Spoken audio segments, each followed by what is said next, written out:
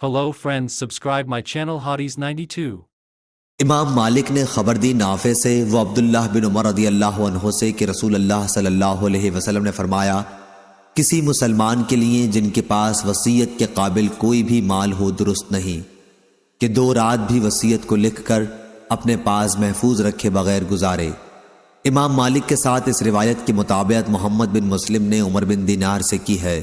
انہوں نے ابن عمر رضی اللہ عنہ سے اور انہوں نے نبی کریم صلی اللہ علیہ وسلم سے روایت کی ہے۔ صحیح بخاری حدیث نمبر 2738۔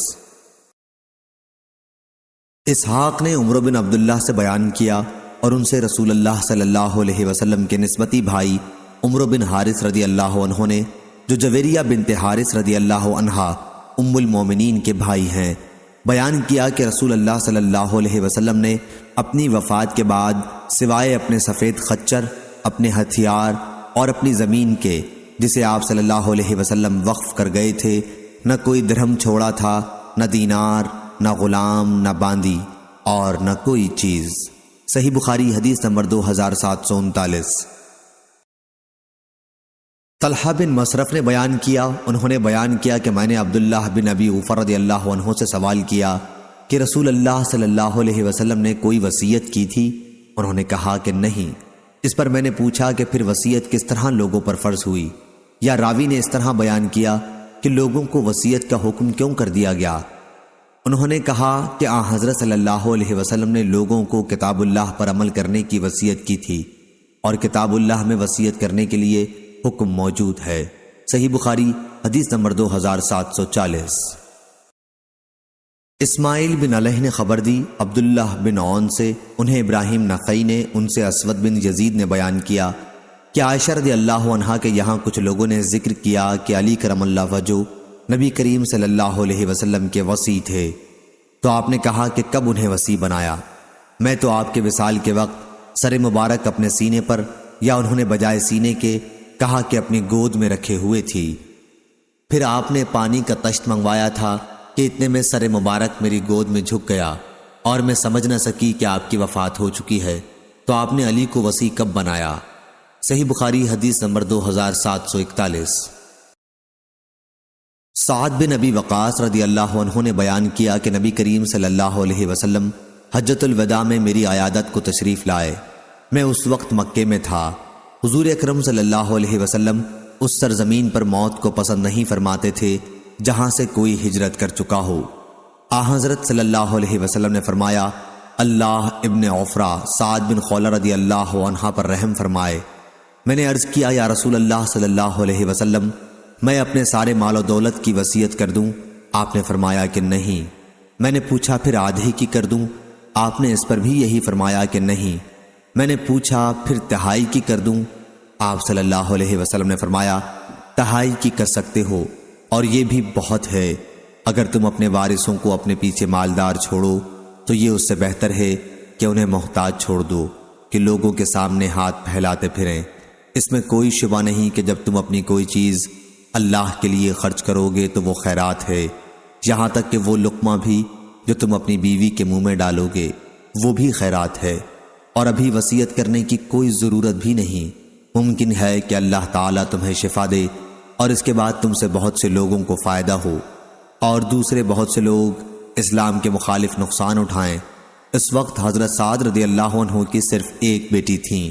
صحیح بخاری حدیث نمبر 2742۔ سفیان بن عینہ نے بیان کیا، ان سے ہشام بن عروہ نے، ان سے ان کے والد نے اور ان سے ابن عباس رضی اللہ عنہ نے بیان کیا کاش لوگ وصیت کو چوتھائی تک کم کر دیتے تو بہتر ہوتا، کیونکہ رسول اللہ صلی اللہ علیہ وسلم نے فرمایا تھا کہ تم تہائی کی وصیت کر سکتے ہو اور تہائی بھی بہت ہے، یا آپ صلی اللہ علیہ وسلم نے یہ فرمایا کہ یہ بڑی رقم ہے۔ صحیح بخاری حدیث نمبر 2743۔ زکریا بن عدی نے بیان کیا، ان سے مروان بن معاویہ نے، ان سے ہاشم بن ہاشم نے، ان سے عامر بن سعد نے اور ان سے ان کے باپ سعد بن ابی وقاص نے بیان کیا کہ میں مکے میں بیمار پڑا تو رسول اللہ صلی اللہ علیہ وسلم میری عیادت کے لیے تشریف لائے۔ میں نے عرض کیا یا رسول اللہ صلی اللہ علیہ وسلم میرے لیے دعا کیجئے کہ اللہ مجھے الٹے پاؤں واپس نہ کر دے۔ یعنی مکہ میں میری موت نہ ہو۔ آپ نے فرمایا ممکن ہے کہ اللہ تعالیٰ تمہیں صحت دے اور تم سے بہت سے لوگ نفع اٹھائیں۔ میں نے عرض کیا میرا ارادہ وصیت کرنے کا ہے، ایک لڑکی کے سوا اور میرے کوئی اولاد نہیں۔ میں نے پوچھا کیا آدھے مال کی وصیت کر دوں؟ آپ نے فرمایا کہ آدھا تو بہت ہے۔ پھر میں نے پوچھا تو تہائی کی کر دوں؟ فرمایا کہ تہائی کی کر سکتے ہو، اگرچہ یہ بھی بہت ہے، یا یہ فرمایا کہ بڑی رقم ہے۔ چنانچہ لوگ بھی تہائی کی وصیت کرنے لگے اور یہ ان کے لیے جائز ہو گئی۔ صحیح بخاری حدیث نمبر 2744۔ عبداللہ بن مسلمہ قامبی نے بیان کیا، کہا ہم سے امام مالک نے ابن شہاب سے، وہ عروہ بن زبیر سے اور ان سے نبی کریم صلی اللہ علیہ وسلم کی زوجہ مطہرہ عائشہ رضی اللہ عنہا نے بیان کیا کہ عتبہ بن ابی وقاص نے مرتے وقت اپنے بھائی سعد بن ابی وقاص رضی اللہ عنہ کو یہ وصیت کی تھی کہ زماں کی باندی کا لڑکا میرا ہے، اس لیے تم اسے لے لینا۔ چنانچہ فتح مکہ کے موقع پر سعد رضی اللہ عنہ نے اسے لے لیا اور کہا کہ میرے بھائی کا لڑکا ہے۔ انہوں نے اس بارے میں مجھے اس کی وصیت کی تھی۔ پھر عبد بن زماں رضی اللہ عنہ اٹھے اور کہنے لگے کہ یہ تو میرا بھائی ہے، میرے باپ کی لونڈی نے اس کو جنا ہے اور میرے باپ کے بستر پر پیدا ہوا ہے۔ پھر یہ دونوں نبی کریم صلی اللہ علیہ وسلم کی خدمت میں حاضر ہوئے۔ سعد بن ابی وقاص رضی اللہ عنہ نے عرض کیا یا رسول اللہ صلی اللہ علیہ وسلم، یہ میرے بھائی کا لڑکا ہے، مجھے اس نے وصیت کی تھی۔ لیکن عبد بن زماں رضی اللہ عنہ نے عرض کیا کہ یہ میرا بھائی ہے اور میرے والد کی باندی کا لڑکا ہے۔ نبی کریم صلی اللہ علیہ وسلم نے فیصلہ یہ فرمایا کہ لڑکا تمہارا ہی ہے عبد بن زماں، بچہ فراش کے تحت ہوتا ہے اور زانی کے حصے میں پتھر ہیں۔ لیکن آپ نے سودا بنت زماں رضی اللہ عنہا سے فرمایا کہ اس لڑکے سے پردہ کر، کیونکہ آپ نے عتبہ کی مشابہت اس لڑکے میں صاف پائی تھی۔ چنانچہ اس کے بعد اس لڑکے نے سودا رضی اللہ عنہا کو کبھی نہ دیکھا تاکہ آپ اللہ تعالیٰ سے جا ملی۔ صحیح بخاری حدیث نمبر 2745۔ حمام نے بیان کیا قتادہ سے اور ان سے انس رضی اللہ عنہ نے کہ ایک یہودی نے ایک انصاری لڑکی کا سر دو پتھروں کے درمیان میں رکھ کر کچل دیا تھا۔ لڑکی سے پوچھا گیا کہ تمہارا سر اس طرح کس نے کیا ہے؟ کیا فلاں شخص نے کیا؟ فلاں نے کیا؟ آخر یہودی کا بھی نام لیا گیا جس نے اس کا سر کچل دیا تھا، تو لڑکی نے سر کے اشارے سے ہاں میں جواب دیا۔ پھر وہ یہودی بلایا گیا اور آخر اس نے بھی اقرار کر لیا، اور نبی کریم صلی اللہ علیہ وسلم کے حکم سے اس کا بھی پتھر سے سر کچل دیا گیا۔ صحیح بخاری حدیث نمبر 2746۔ محمد بن یوسف فریابی نے بیان کیا ورقہ سے، انہوں نے ابن ابی نجیح سے، ان سے عطا نے اور ان سے ابن عباس رضی اللہ عنہ نے بیان کیا کہ شروع اسلام میں میراث کا مال اولاد کو ملتا تھا اور والدین کے لیے وصیت ضروری تھی، لیکن اللہ تعالیٰ نے جس طرح چاہا اس حکم کو منسوخ کر دیا۔ پھر لڑکے کا حصہ دو لڑکیوں کے برابر قرار دیا اور والدین میں سے ہر ایک کا چھٹا حصہ اور بیوی کا، اولاد کی موجودگی میں 8واں حصہ اور اولاد کے نہ ہونے کی صورت میں چوتھا حصہ قرار دیا۔ اسی طرح شوہر کا اولاد نہ ہونے کی صورت میں آدھا اور اولاد ہونے کی صورت میں چوتھائی حصہ قرار دیا۔ صحیح بخاری حدیث نمبر 2747۔ ابو اسامہ نے بیان کیا سفیان سوری سے، وہ عمارہ سے، ان سے ابو ذرا نے اور ان سے ابو ہریرہ رضی اللہ عنہ نے بیان کیا کہ ایک صحابی نے رسول اللہ صلی اللہ علیہ وسلم سے پوچھا یا رسول اللہ صلی اللہ علیہ وسلم، کون سا صدقہ افضل ہے؟ فرمایا یہ کہ صدقہ تندرستی کی حالت میں کر کہ تجھ کو اس مال کو باقی رکھنے کی خواہش بھی ہو جس سے کچھ سرمایہ جمع ہو جانے کی تمہیں امید ہو، اور اسے خرچ کرنے کی صورت میں محتاجی کا ڈر ہو، اور اس میں تاخیر نہ کر کہ جب روح حلق تک پہنچ جائے تو کہنے بیٹھ جائے کہ اتنا مال فلاں کے لیے، فلانے کو اتنا دینا، اب تو فلانے کا ہو ہی گیا تو دنیا سے چلا۔ صحیح بخاری حدیث نمبر 2748۔ سلیمان بن داؤد ابی ربیع نے بیان کیا، انہوں نے کہا ہم سے اسماعیل بن جعفر نے، انہوں نے کہا ہم سے نافع بن مالک بن ابی عامر ابو سہیل نے، انہوں نے اپنے باپ سے، انہوں نے ابو ہریرہ رضی اللہ عنہ سے، انہوں نے حضرت صلی اللہ علیہ وسلم سے، آپ نے فرمایا منافق کی 3 نشانیاں ہیں، جب بات کہے تو جھوٹ کہے، اور جب اس کے پاس امانت رکھیں تو خیانت کرے، اور جب وعدہ کرے تو خلاف کرے۔ صحیح بخاری حدیث number 2749۔ Hello friends, subscribe my channel Hotties92. حکیم بن حزام مشہور صحابی نے بیان کیا، میں نے آن حضرت صلی اللہ علیہ وسلم سے پانی مانگا، آپ نے مجھ کو دیا، پھر مانگا، پھر آپ نے دیا، پھر فرمانے لگے حکیم یہ دنیا کا روپیہ پیسہ دیکھنے میں خوشنما اور مزے میں شیریں ہے، لیکن جو کوئی اس کو سیر چشمی سے لے اس کو برکت ہوتی ہے، اور جو کوئی جان لڑا کر حرص کے ساتھ اس کو لے اس کو برکت نہ ہوگی۔ اس کی مثال ایسی ہے جو کماتا ہے لیکن سیر نہیں ہوتا، اور اوپر والا دینے والا ہاتھ نیچے والے لینے والے ہاتھ سے بہتر ہے۔ حکیم نے عرض کیا، یا رسول اللہ صلی اللہ علیہ وسلم، قسم اس کی جس نے آپ کو سچا پیغمبر کر کے بھیجا، میں تو آج سے آپ کے بعد کسی سے کوئی چیز کبھی نہیں لینے کا، مرنے تک۔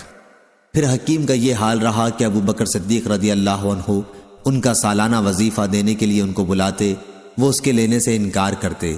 پھر حضرت عمر رضی اللہ عنہ نے بھی اپنی خلافت میں ان کو بلایا ان کا وظیفہ دینے کے لیے، لیکن انہوں نے انکار کیا۔ حضرت عمر کہنے لگے، مسلمانوں تم گواہ رہنا، حکیم کو اس کا حق جو لوٹ کے مال میں اللہ نے رکھا ہے دیتا ہوں، وہ نہیں لیتا۔ غرض حکیم نے حضرت صلی اللہ علیہ وسلم کے بعد پھر کسی شخص سے کوئی چیز قبول نہیں کی، اپنا وظیفہ بھی بیت المال میں سے نہ لیا، یہاں تک کہ ان کی وفات ہو گئی، اللہ ان پر رحم کرے۔ صحیح بخاری حدیث نمبر 2750۔ سالم نے خبر دی، انہوں نے عبداللہ بن عمر رضی اللہ عنہ سے انہوں نے کہا، میں نے حضرت صلی اللہ علیہ وسلم سے سنا، آپ فرماتے تھے تم میں سے ہر کوئی نگہبان ہے اور اپنی رعیت کے بارے میں پوچھا جائے گا، حاکم بھی نگہبان ہے اور اپنی رعیت کے بارے میں پوچھا جائے گا، اور مرد اپنے گھر والوں کا نگہبان ہے اور اپنی رعیت کے بارے میں پوچھا جائے گا، اور عورت اپنے خاوند کے گھر کی نگہبان ہے، اپنی رعیت کے بارے میں پوچھی جائے گی، اور غلام اپنے صاحب کے مال کا نگہبان ہے اور اپنی رعیت کے بارے میں پوچھا جائے گا۔ ابن عمر رضی اللہ عنہ نے کہا، میں سمجھتا ہوں آپ نے یہ بھی فرمایا کہ مرد اپنے باپ کے مال کا نگہبان ہے اور اپنی رعیت کے بارے میں پوچھا جائے گا۔ صحیح بخاری حدیث نمبر 2751۔ امام مالک نے خبر دی، انہوں نے اسحاق بن عبداللہ بن ابی طلحہ سے، انہوں نے انس رضی اللہ عنہ سے سنا، انہوں نے کہا حضرت صلی اللہ علیہ وسلم نے ابو طلحہ سے فرمایا جب انہوں نے اپنا باغ بیرحا اللہ کی راہ میں دینا چاہا، میں مناسب سمجھتا ہوں تو یہ باغ اپنے عزیزوں کو دے دے۔ ابو طلحہ نے کہا، بہت خوب، ایسا ہی کروں گا۔ پھر ابو طلحہ نے وہ باغ اپنے عزیزوں اور چچا کے بیٹوں میں تقسیم کر دیا۔ اور ابن عباس رضی اللہ عنہ نے کہا، جب سورہ شعراء کی یہ آیت اتری اور اپنے قریب کے ناتے والوں کو خدا کے عذاب سے ڈرا تو حضرت صلی اللہ علیہ وسلم قریش کے خاندانوں بنی فہر بن عدی کو پکارنے لگے، ان کو ڈرایا۔ اور ابو ہریرہ رضی اللہ عنہ نے کہا، جب یہ آیت اتری وَأَنذِرْ عَشِيرَتَكَ الْأَقْرَبِينَ، حضرت صلی اللہ علیہ وسلم نے فرمایا، اے قریش کے لوگو اللہ سے ڈرو۔ صحیح بخاری حدیث نمبر 2752۔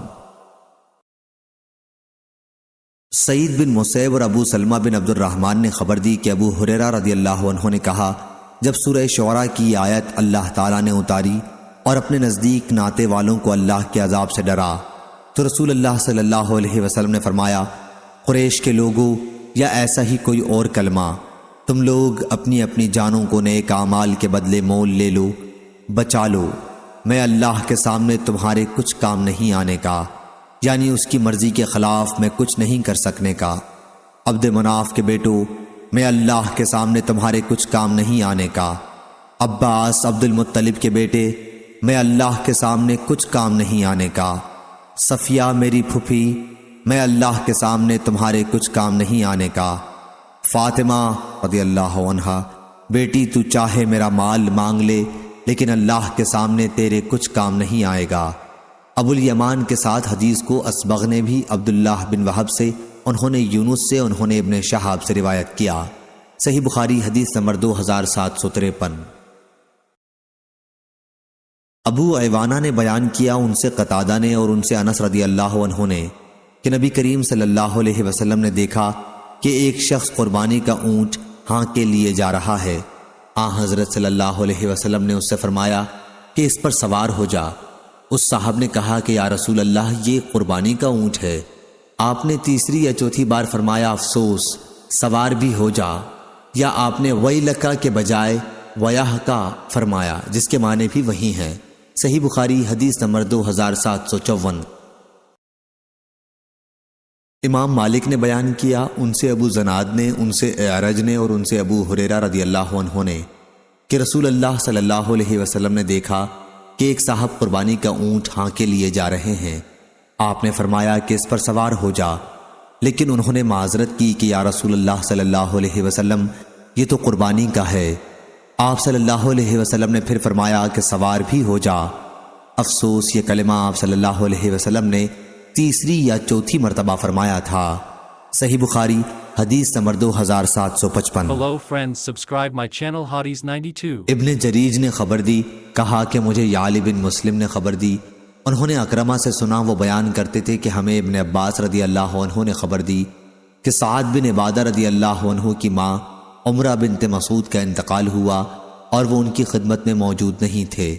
انہوں نے آ کر رسول اللہ صلی اللہ علیہ وسلم سے پوچھا، یا رسول اللہ صلی اللہ علیہ وسلم، میری والدہ کا جب انتقال ہوا تو میں ان کی خدمت میں حاضر نہیں تھا، کیا اگر میں کوئی چیز صدقہ کروں تو اس سے انہیں فائدہ پہنچ سکتا ہے؟ آپ صلی اللہ علیہ وسلم نے اس بات میں جواب دیا تو انہوں نے کہا کہ میں آپ کو گواہ بناتا ہوں کہ میرا مخراف نامی باغ ان کی طرف سے صدقہ ہے۔ صحیح بخاری حدیث نمبر 2756۔ عبد الرحمن بن عبداللہ بن کعب نے خبر دی اور ان سے عبداللہ بن کعب نے بیان کیا کہ میں نے کعب بن مالک رضی اللہ عنہ سے سنا، وہ بیان کرتے تھے کہ میں نے عرض کیا، یا رسول اللہ، میری توبہ غزوہ تبوک میں نہ جانے کی قبول ہونے کا شکرانہ یہ ہے کہ میں اپنا مال اللہ اور اس کے رسول صلی اللہ علیہ وسلم کے راستے میں دے دوں۔ آپ نے فرمایا کہ اگر اپنے مال کا ایک حصہ اپنے پاس ہی باقی رکھو تو تمہارے حق میں یہ بہتر ہے۔ میں نے عرض کیا کہ پھر میں اپنا خیبر کا حصہ اپنے پاس محفوظ رکھتا ہوں۔ صحیح بخاری حدیث نمبر 2757۔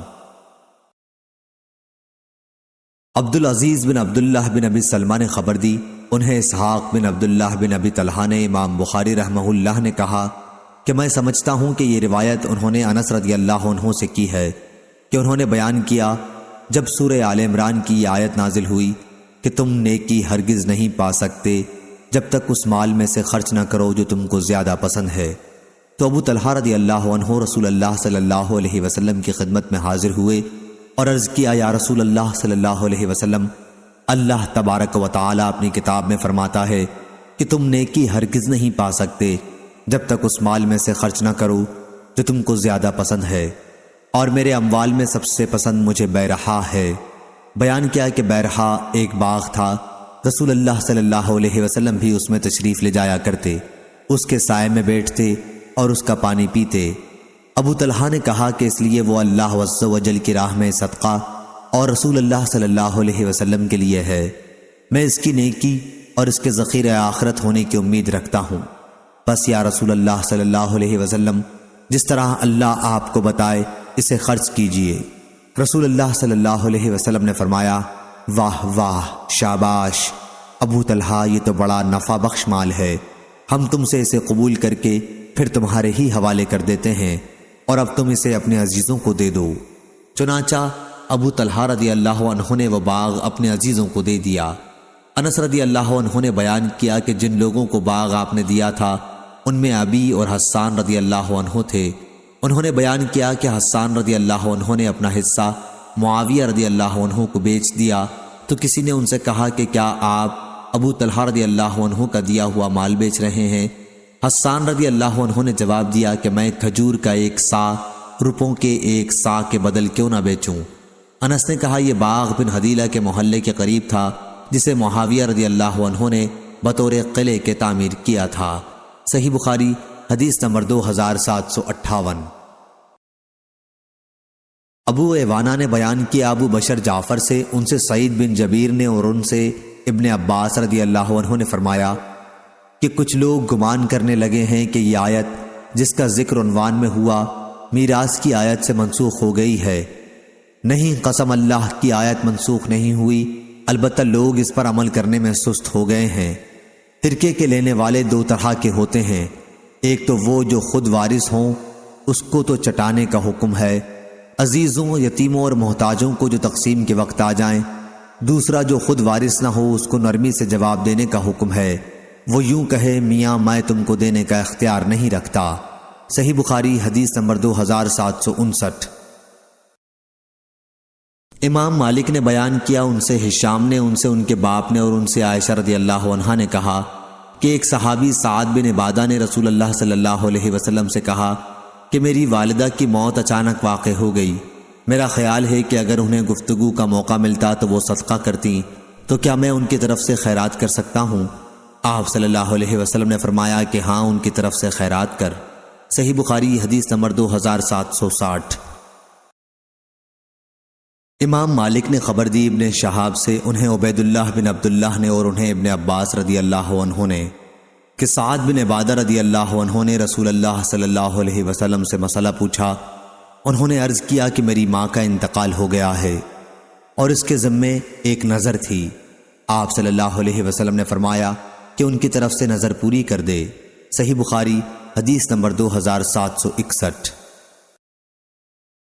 یعلی بن مسلم نے خبر دی، انہوں نے ابن عباس رضی اللہ عنہ کے غلام اکرمہ سے سنا اور انہیں ابن عباس رضی اللہ عنہ نے خبر دی کہ قبیلہ بنی سعادہ کے بھائی سعد بن عبادہ رضی اللہ عنہ کی ماں کا انتقال ہوا تو وہ ان کی خدمت میں حاضر نہیں تھے، بلکہ رسول اللہ صلی اللہ علیہ وسلم کے ساتھ غزوہ دومت الجندل میں شریک تھے۔ اس لیے وہ آن حضرت صلی اللہ علیہ وسلم کے پاس آئے اور عرض کیا، یا رسول اللہ صلی اللہ علیہ وسلم، میری والدہ کا انتقال ہو گیا ہے اور میں اس وقت موجود نہیں تھا، تو اگر میں ان کی طرف سے خیرات کروں تو انہیں اس کا فائدہ پہنچے گا؟ آپ صلی اللہ علیہ وسلم نے فرمایا کہ ہاں۔ سعد رضی اللہ عنہ نے اس پر کہا کہ میں آپ کو گواہ بناتا ہوں کہ میرا باغ مخراف نامی ان کی طرف سے خیرات ہے۔ صحیح بخاری حدیث نمبر 2762۔ شعیب نے خبر دی زہری سے کہ عروہ بن زبیر رضی اللہ عنہ ان سے حدیث بیان کرتے تھے۔ انہوں نے عائشہ رضی اللہ عنہا سے آیت وَإِنْ خِفْتُمْ أَلَّا تُقْسِطُوا فِي الْيَتَامَى فَانكِحُوا مَا طَابَ لَكُم مِّن نِّسَاءٍ، ترجمہ اوپر گزر چکا، کا مطلب پوچھا تو عائشہ رضی اللہ عنہا نے فرمایا کہ اس سے مراد وہ یتیم لڑکی ہے جو اپنے ولی کی زیر پرورش ہو، پھر ولی کے دل میں اس کا حسن اور اس کے مال کی طرف سے رغبت نکاح پیدا ہو جائے، مگر اس کم مہر پر جو ویسی لڑکیوں کا ہونا چاہیے، تو اس طرح نکاح کرنے سے روکا گیا۔ لیکن یہ کہ ولی ان کے ساتھ پورے مہر کی ادائیگی میں انصاف سے کام لیں تو نکاح کر سکتے ہیں، اور انہیں لڑکیوں کے سوا دوسری عورتوں سے نکاح کرنے کا حکم دیا گیا۔ عائشہ رضی اللہ عنہا نے بیان کیا کہ پھر لوگوں نے رسول اللہ صلی اللہ علیہ وسلم سے پوچھا تو اللہ عز و جل نے یہ آیت نازل فرمائی کہ آپ سے لوگ عورتوں کے متعلق پوچھتے ہیں، آپ کہہ دیں کہ اللہ تمہیں ان کے بارے میں ہدایت کرتا ہے۔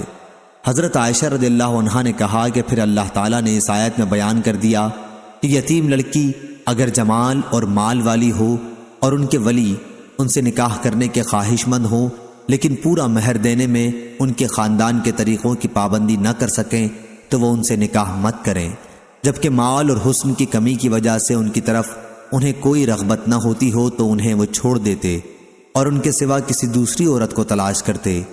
راوی نے کہا جس طرح ایسے لوگ رغبت نہ ہونے کی صورت میں ان یتیم لڑکیوں کو چھوڑ دیتے، اسی طرح ان کے لیے یہ بھی جائز نہیں کہ جب ان لڑکیوں کی طرف انہیں رغبت ہو تو ان کے پورے مہر کے معاملے میں اور ان کے حقوق ادا کرنے میں انصاف سے کام لیے بغیر ان سے نکاح کریں۔ صحیح بخاری حدیث نمبر 2763۔ بنو ہاشم کے غلام ابو سعید نے بیان کیا، ان سے صخر بن جویریہ نے بیان کیا نافع سے اور ان سے ابن عمر رضی اللہ عنہ نے کہ عمر رضی اللہ عنہ نے اپنی جائیداد رسول اللہ صلی اللہ علیہ وسلم کے زمانے میں وقف کر دی۔ اس جائیداد کا نام سمق تھا اور یہ کھجور کا ایک باغ تھا۔ عمر رضی اللہ عنہ نے عرض کیا، یا رسول اللہ صلی اللہ علیہ وسلم، مجھے ایک جائیداد ملی ہے اور میرے خیال میں نہایت عمدہ ہے، اس لیے میں نے چاہا کہ اسے صدقہ کر دوں۔ تو نبی کریم صلی اللہ علیہ وسلم نے فرمایا کہ اصل مال کو صدقہ کر کے نہ بیچا جا سکے، نہ ہبہ کیا جا سکے، اور نہ اس کا کوئی وارث بن سکے، صرف اس کا پھل اللہ کی راہ میں صرف ہو۔ چنانچہ عمر رضی اللہ عنہ نے اسے صدقہ کر دیا۔ ان کا یہ صدقہ غازیوں کے لیے، غلام آزاد کرانے کے لیے، محتاجوں اور کمزوروں کے لیے، مسافروں کے لیے اور رشتہ داروں کے لیے تھا۔ اور یہ کہ اس کے نگران کے لیے اس میں کوئی مضائقہ نہیں ہوگا کہ وہ دستور کے موافق اس میں سے کھائے یا اپنے کسی دوست کو کھلائے، بشرطے کہ اس میں سے مال جمع کرنے کا ارادہ نہ رکھتا ہو۔ صحیح بخاری حدیث number 2764۔ Hello friends, subscribe my channel Hotties 92. ابو اسامہ نے بیان کیا ہشام سے ان کے والد نے اور ان سے عائشہ رضی اللہ عنہا نے قرآن مجید کی اس آیت اور جو شخص مالدار ہو وہ اپنے کو یتیم کے مال سے بالکل روکے رکھے، البتہ جو شخص نادار ہو تو وہ دستور کے مطابق کھا سکتا ہے، کے بارے میں فرمایا کہ یتیموں کے ولیوں کے بارے میں نازل ہوئی کہ یتیم کے مال میں سے اگر ولی نادار ہو تو دستور کے مطابق اس کے مال میں سے لے سکتا ہے۔ صحیح بخاری حدیث نمبر 2765۔ ابو غیث نے بیان کیا اور ان سے حضرت ابو ہریرہ رضی اللہ عنہ نے بیان کیا کہ رسول اللہ صلی اللہ علیہ وسلم نے فرمایا، 7 گناہوں سے جو تباہ کر دینے والے ہیں بچتے رہو۔ صحابہ نے پوچھا، یا رسول اللہ وہ کون سے گناہ ہیں؟ آپ نے فرمایا کہ اللہ کے ساتھ کسی کو شریک ٹھہرانا، جادو کرنا، کسی کی ناحق جان لینا کہ جسے اللہ تعالیٰ نے حرام قرار دیا ہے، سود کھانا، یتیم کا مال کھانا، لڑائی میں سے بھاگ جانا، پاک دامن بھولی بھالی ایمان والی عورتوں پر تہمت لگانا۔ صحیح بخاری حدیث نمبر 2766۔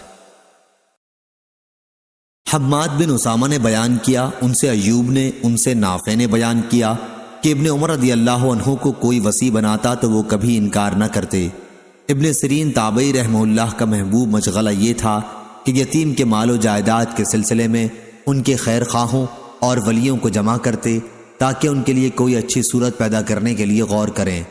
طاؤس تابعی رحمہ اللہ سے جب یتیموں کے بارے میں کوئی سوال کیا جاتا تو آپ یہ آیت پڑھتے تھے کہ اور اللہ فساد پیدا کرنے والے اور سنوارنے والے کو خوب جانتا ہے۔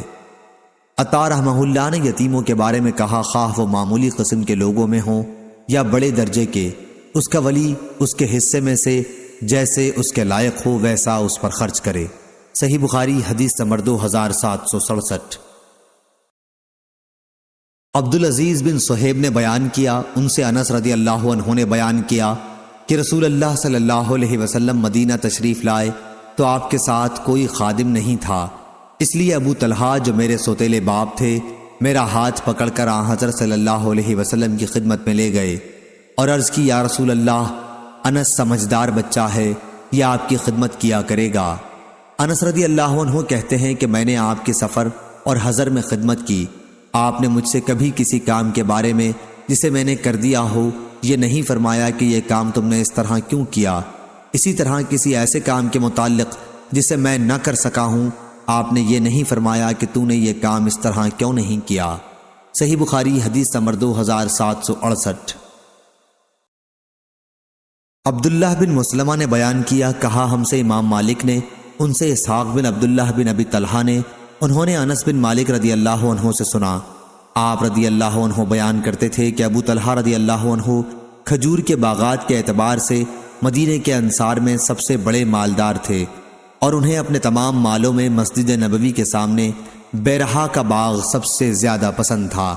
خود نبی کریم صلی اللہ علیہ وسلم بھی اس باغ میں تشریف لے جاتے اور اس کا میٹھا پانی پیتے تھے۔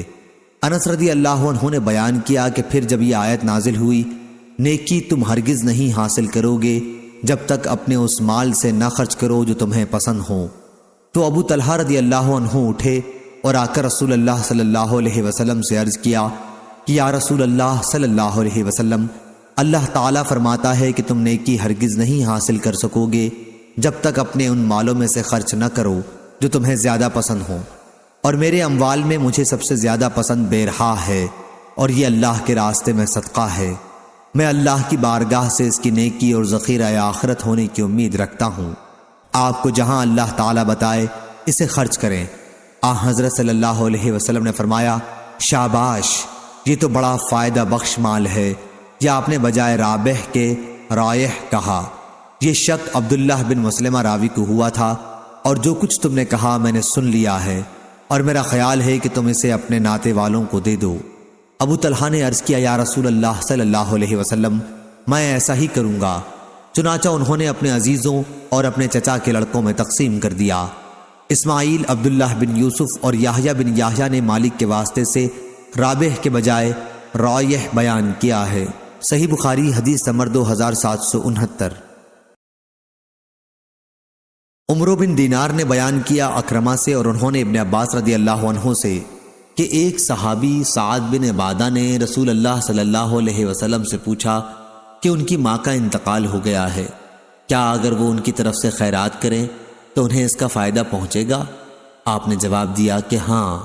اس پر ان صحابی نے کہا کہ میرا ایک پرمیوہ باغ ہے، اور میں آپ کو گواہ بناتا ہوں کہ میں نے وہ ان کی طرف سے یہ صدقہ کر دیا۔ صحیح بخاری حدیث نمبر 2770۔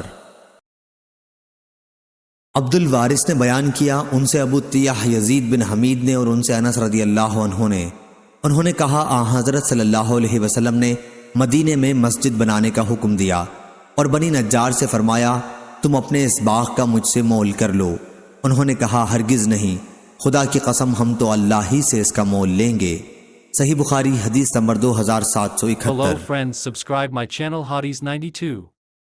عبداللہ بن عمر رضی اللہ عنہ نے بیان کیا، عمر رضی اللہ عنہ کو خیبر میں ایک زمین ملی جس کا نام ثمغ تھا، تو آپ نبی کریم صلی اللہ علیہ وسلم کی خدمت میں حاضر ہوئے اور عرض کیا کہ مجھے ایک زمین ملی ہے اور اس سے عمدہ مال مجھے کبھی نہیں ملا تھا، آپ اس کے بارے میں مجھے کیا مشورہ دیتے ہیں؟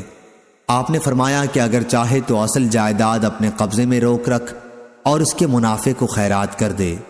چنانچہ عمر رضی اللہ عنہ نے اسے اس شرط کے ساتھ صدقہ وقف کیا کہ اصل زمین نہ بیچی جائے، نہ ہبہ کی جائے، اور نہ وراثت میں کسی کو ملے، اور فقراء، رشتہ دار، غلام آزاد کرانے، اللہ کے راستے کے مجاہدوں، مہمانوں اور مسافروں کے لیے وقف ہے۔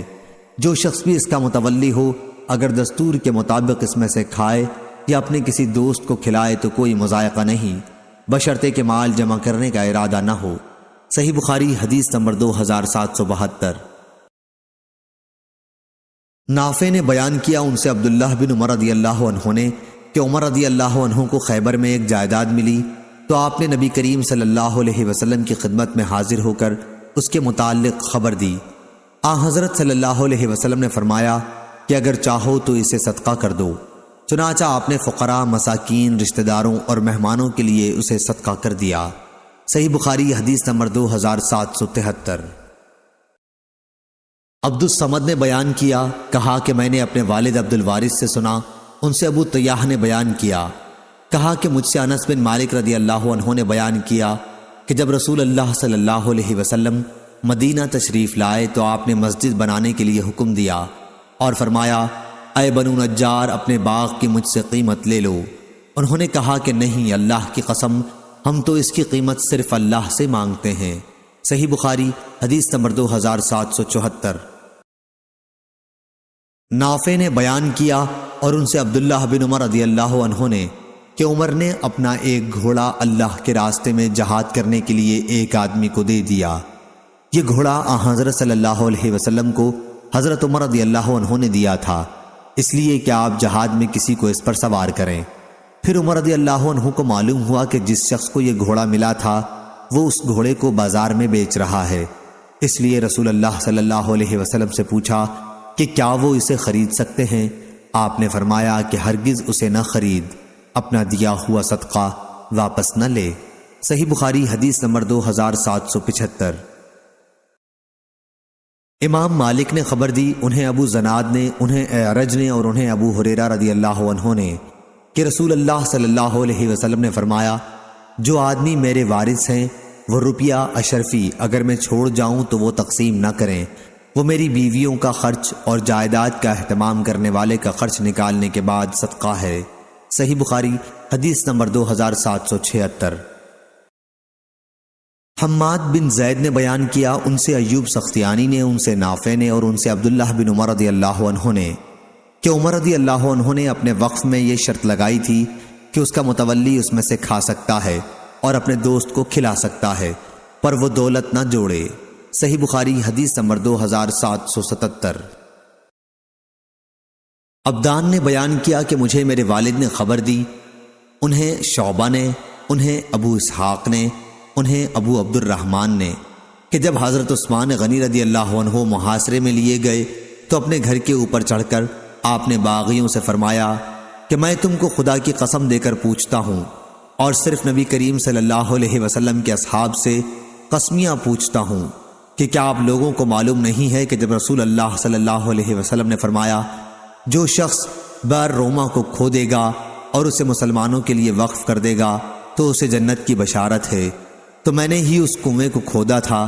کیا آپ لوگوں کو معلوم نہیں ہے کہ حضرت صلی اللہ علیہ وسلم نے جب فرمایا تھا کہ جیش اسرت غزوہ تبوک پر جانے والے لشکر کو جو شخص ساز و سامان سے لیس کر دے گا تو اسے جنت کی بشارت ہے، تو میں نے ہی اسے مسلح کیا تھا۔ راوی نے بیان کیا کہ آپ کی ان باتوں کی سب نے تصدیق کی تھی۔ حضرت عمر رضی اللہ عنہ نے اپنے وقف کے متعلق فرمایا تھا کہ اس کا منتظم اگر اس میں سے کھائے تو کوئی حرج نہیں ہے۔ ظاہر ہے کہ منتظم خود واقف بھی ہو سکتا ہے اور کبھی دوسرے بھی ہو سکتے ہیں، اور ہر ایک کے لیے یہ جائز ہے۔ صحیح بخاری حدیث نمبر 2778۔ عبد الوارث نے بیان کیا، ان سے ابو طیاح نے اور ان سے انس رضی اللہ عنہ نے کہ نبی کریم صلی اللہ علیہ وسلم نے فرمایا تھا اے بنو نجار، تم اپنے باغ کی قیمت مجھ سے وصول کر لو۔ تو انہوں نے عرض کیا کہ ہم اس کی قیمت اللہ تعالیٰ کے سوا کسی سے نہیں چاہتے۔ صحیح بخاری حدیث نمبر 2779۔ عبداللہ مدینی نے کہا ہم سے یحییٰ بن آدم نے کہا ہم سے ابن ابی زائدہ نے، انہوں نے محمد بن ابی القاسم سے، انہوں نے عبد الملک بن سعید بن جبیر سے، انہوں نے اپنے باپ سے کہا ہم سے عبداللہ بن عباس رضی اللہ عنہ سے، انہوں نے کہا بنی سہم کا ایک شخص تمیم داری اور عدی بن ودا کے ساتھ سفر کو نکلا، وہ ایسے ملک میں جا کر مر گیا جہاں کوئی مسلمان نہ تھا۔ یہ دونوں شخص اس کا متروکہ مال لے کر مدینہ واپس آئے، اس کے اسباب میں چاندی کا ایک گلاس گم تھا۔ حضرت صلی اللہ علیہ وسلم نے ان دونوں کو قسم کھانے کا حکم فرمایا، انہوں نے قسم کھا لی۔ پھر ایسا ہوا کہ وہ گلاس مکے میں ملا، انہوں نے کہا ہم نے یہ گلاس تمیم اور عدی سے خریدا ہے۔ اس وقت میت کے دو عزیز عمرو بن عاص اور مطلب کھڑے ہوئے اور انہوں نے قسم کھائی کہ یہ ہماری گواہی تمیم اور عدی کی گواہی سے زیادہ معتبر ہے، یہ گلاس میت ہی کا ہے۔ عبداللہ بن عباس رضی اللہ عنہ نے کہا انہی کے بارے میں یہ آیت نازل ہوئی جو اوپر گزر چکی، یا ایھا الذین آمنوا شہادۃ بینکم، آخر آیت تک۔ صحیح بخاری حدیث نمبر 2780۔ محمد بن سابق نے بیان کیا یا فضل بن یعقوب نے محمد بن سابق سے، یہ شک خود حضرت امام بخاری کو ہے۔ کہا ہم سے شیبان بن عبد الرحمن ابو معاویہ نے بیان کیا، ان سے فراس بن یحییٰ نے بیان کیا، ان سے شعبی نے بیان کیا اور ان سے جابر بن عبداللہ انصاری رضی اللہ عنہ نے بیان کیا کہ ان کے والد عبداللہ رضی اللہ عنہ احد کی لڑائی میں شہید ہو گئے تھے، اپنے پیچھے 6 لڑکیاں چھوڑی تھیں اور قرض بھی۔ جب کھجور کے پھل توڑنے کا وقت آیا تو میں رسول اللہ صلی اللہ علیہ وسلم کی خدمت میں حاضر ہوا اور عرض کیا یا رسول اللہ، آپ کو یہ معلوم ہی ہے کہ میرے والد ماجد احد کی لڑائی میں شہید ہو چکے ہیں اور بہت زیادہ قرض چھوڑ گئے ہیں۔ میں چاہتا تھا کہ قرض خواہ آپ کو دیکھ لیں تاکہ قرض میں کچھ رعایت کر دیں، لیکن وہ یہودی تھے اور وہ نہیں مانے، اس لیے رسول اللہ صلی اللہ علیہ وسلم نے فرمایا کہ جاؤ اور کھلیان میں ہر قسم کی کھجور الگ الگ کر لو۔